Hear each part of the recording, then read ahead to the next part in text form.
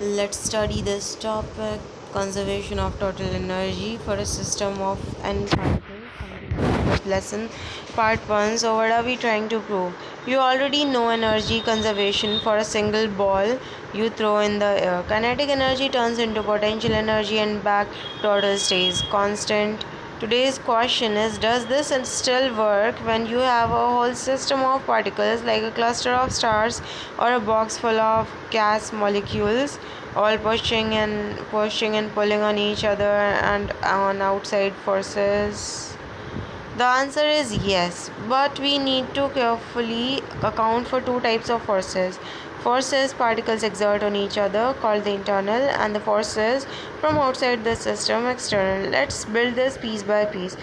Setting up the system, meet our particles. So imagine a small cluster of billiard balls on a table, all connected by invisible springs to each other, and someone's uh, always also pushing on some of them from outside.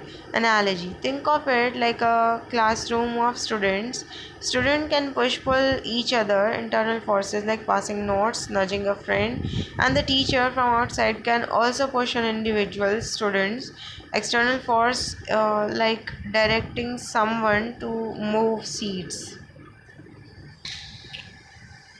Let's label our particle 1, 2, 3 up to n. Each particle I has a mass, a position, and a velocity. Part 3, the two types of forces on each particle. For any particle I, the total force acting on it has two contribution: force external from the outside of the system, for example gravity from earth, an outside push, etc., and internal forces from every other particle in the system pushing pulling on a particle I. If we call the force on particle I due to particle J as force Fij, then the total internal force on particle I summed over all other particle is this summation of this force on I due to J, where J is not equal to I. This just means add up all the push pull from every other particle J except I pushing itself, which doesn't make sense. So Newton's second law for particle I becomes this thing. So Newton's second law क्या था? Newton's second law F equals ma याद आ रहा है मुझे बस. Yes, it is F equals ma, I guess. So because acceleration is derivative of time derivative of velocity, so ma is force, and force we have external and internal for that particle, for ith particle. Recap the work energy theorem for one particle. Before scaling up, let's remind ourselves of a basic fact you already know from single particle mechanics. The work done by the net force on a particle equals its change in kinetic energy. The work done by net force on a particle equals its change in kinetic energy. I didn't knew this basic fact from single particle mechanics. I didn't knew this, but I'm going to accept this result for now. So the change in work is basically the change in kinetic energy. Force times displacement, change in displacement, where T is kinetic energy, half mv square. This is just saying if something pushes you and you move, your speed changes. The work done is kinetic energy gained, but we don't always move when a force is applied. But okay, fine, since it is being implied that work is being done. Oh ha, work is being done, and work is said to be done when force is successful in making a displacement. So that displacement is change in kinetic energy or causing a change in kinetic energy. Fine, so that work done is the kinetic energy gained. Makes sense. So part 5, applying work energy theorem to every particle, then adding up. So let's do this for particle I as it moves a tiny distance dri. The work done on it by both types of forces this. So we are going to substitute the force that we had in this equation. And now total now sum this of over all particles in the system, add up the work done on particle 1 plus 2 plus all the way up to the particle n. So summation of external, I don't know, we have taken the dot product first and then the summation. Fine. In plain words, total work done on the whole system equals work done by all external forces plus work done by all internal forces between every pair of particles. By the work energy theorem, this total work equals total change in kinetic energy of the whole system, where T is this. Right, so just adding up every particle's own kinetic energy. Part 6, the key question. Part 6, the key question, what happens to the internal force term? This is the heart of the whole derivation. Let's look closely at this thing. So, analogy, imagine two people, A and B, connected by a stretched spring. Person A pulls on B with some force, and by Newton's third law, action reaction, person B pulls back on the person A with an equal and opposite force. If both people move, work gets done on both sides. But here's the key: does the total work done by the spring between A and B depend on where they are or on the exact path they wiggle around while getting there? If the internal forces are conservative, like a spring, means the force depends only on the distance between the two particles, not on their speed or the specific path taken. Then something beautiful happens. The total work done by all internal forces between every pair can be written as the negative change of a single potential energy function. What? Called the internal potential energy. What? How does that work? So we have force times this displacement for every particle due to every other particle. Wait. The total work done by all internal forces between every pair can be written as the negative change of a single potential energy function called the internal potential energy. I did not understand this part, but let's move ahead. So why the minus sign? In plain words, just like stretched springs is force, does positive work as it pulls things together, but the spring's total potential energy decreases as it does. So work done by conservative force always comes at the cost of potential energy decreasing by the same amount. So what were we even talking about?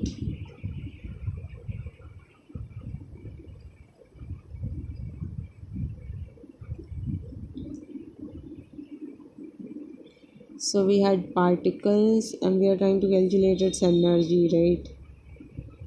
So the two types of forces that's being applied on it.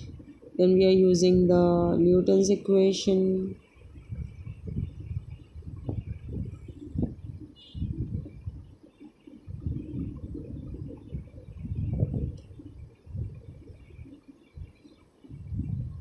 Then after Newton's equation we apply this thing where the work done equals change in kinetic energy, and we apply it to every particle. Then this thing is being discussed now, this expression. They're saying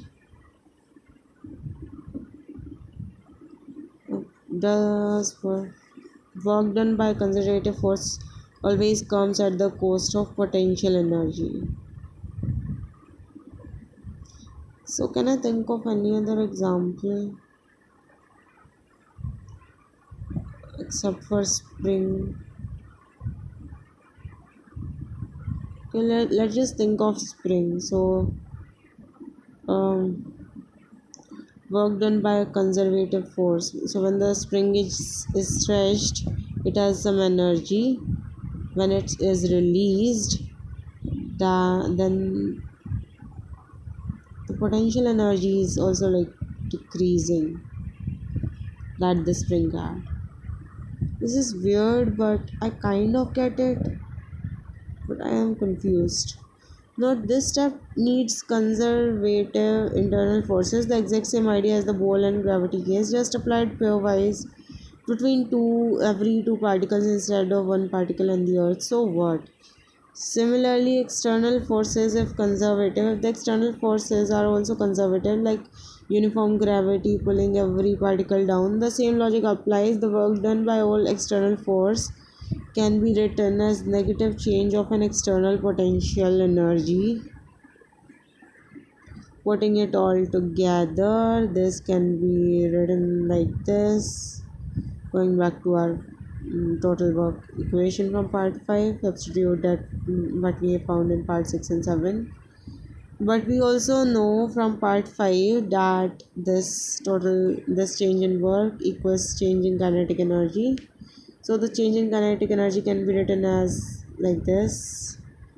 Rearranging this part 9, this is the final step, move everything to one side. This is just saying the tiny changes in kinetic energy, external potential energy and internal potential energy added together mm, mm, sum to exactly zero. No matter how the particle move or interact, these three always perfectly cancel. Which three? External with the tiny changes in kinetic energy, external potential and internal potential. uh, we can write this as one single combined change like this. And if the tiny change derivative of something is always zero, that something must be constant. It never changes no matter what happens inside that system. So this is now a constant. If we integrate this, then we get a constant. Part 10, what does this actually mean? If all forces acting on a system of particle, both internal and external, are conservative, then the total energy of a system, kinetic plus internal potential, external potential, remains constant over time. Analogy to finish. Back to our classroom, students pushing each other around.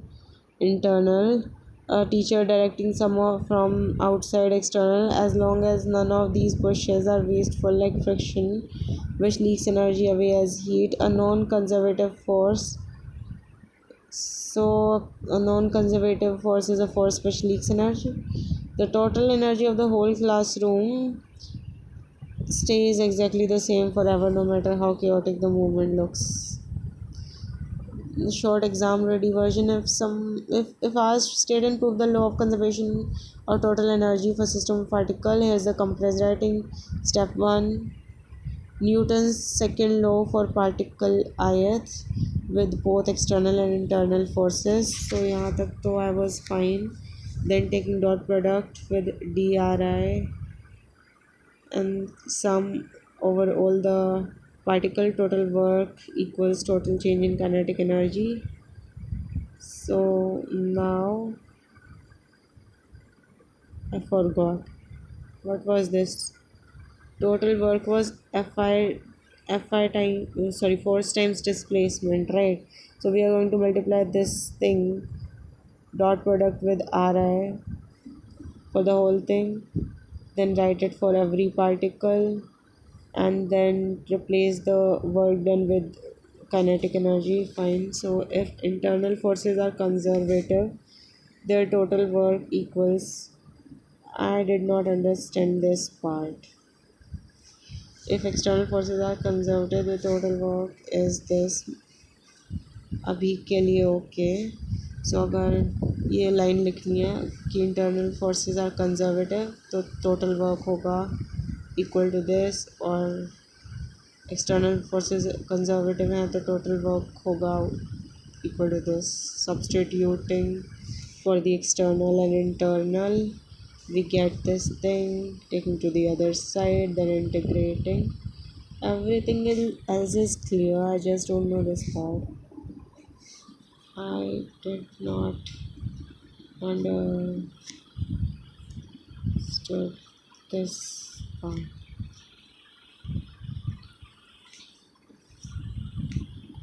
How is it D and what exactly is the conservative force?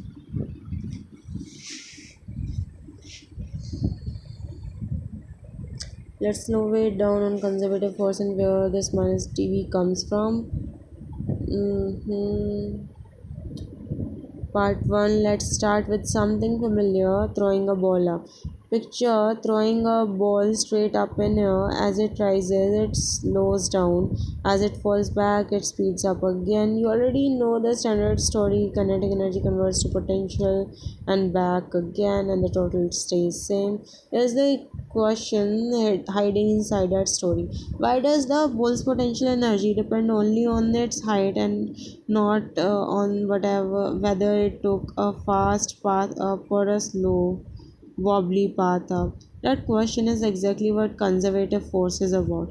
What makes a force conservative? The actual definition. A force is called conservative. The work it does, moving something from point A to B, does not depend on the path taken, only on the starting and ending point. Okay, so analogy, imagine hiking up a mountain from the base camp to the summit. Whether you take the short, steep trail or a long, winding, scenic trail or zigzag all over the place, gravity does the exact same total work on you either way. As long as you start at the base and end at the summit, only your starting height and ending height matters. The specific path is irrelevant. Compare this to friction, a non-conservative force. If you drag a box across, I got the idea. So part 3, why does path independence let us to invent potential energy at all? Here's the deep reason potential energy even exists as a concept, and it only works for conservative forces. Oh, that is why we never have a conservative friction force, lol. I never thought about it this way. So, since the work done only depends on the start and the end points, not the path, we can assign one single number to every location, call it V, such that work done by the force going from A to B equals VA minus VB omega. What omega? Um, why can we always do this? What is this omega, by the way? Anyway, so why can we always do this in plain words? Since the work never depends on path, it behaves exactly like height difference. Just like you can label every spot on mountain with a single height value, you can label every spot in space with single v value purely based on position. This labeling is only possible because this labeling is only possible because the path doesn't matter. If path did matter, you couldn't assign a single fixed number to each location. The cost to reach that location would depend on how you got there, and so no single label would work. This assigned number V is exactly what we call the potential energy. So now part 4. Now why the minus sign specifically? Let's go back to the ball example. As the ball rises, its potential energy increases. As the gravity pulls it back down, does positive work on it, its potential energy decreases.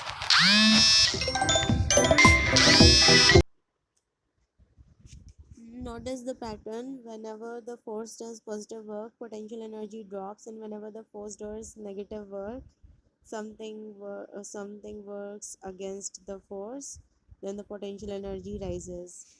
They're always exact opposite of each other. That's the whole relationship. So we write it like this. So negative work done whenever the for does negative work. So negative work is change in potential. Okay, kind of makes sense. So, in plain words, a tiny bit of work done by the force equals tiny bit of decrease in potential energy. Tiny bit of work done by the force equals tiny bit of decrease in potential energy. Oh, The minus sign is just built into the definition to capture this opposite relationship. It's not something we derive, it's literally how potential energy gets defined precisely. So, potential energy gets defined precisely so that this nice relationship holds. Let's verify this with real gravity using numbers. I don't want to, I'll just accept. Anyway, so that was the derivation. Once again, first we are going to calculate.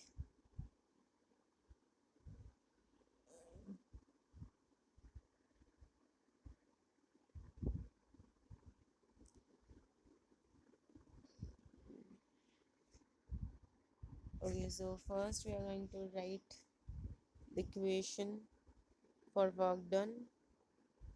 No, first we are going to write F equals ma using external and internal forces for that particle, ith particle.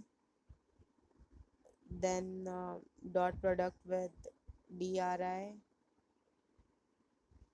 then dot product distributed into the bracket, and now to get the work done, then taking summation to get this for every particle present. Now replacing this, this is work done, right? These both are work done, and work done due to external force and work done due to internal force can be written like this: negative of potential difference. And this work done can be written as change in kinetic energy. Change in work done is change in kinetic energy.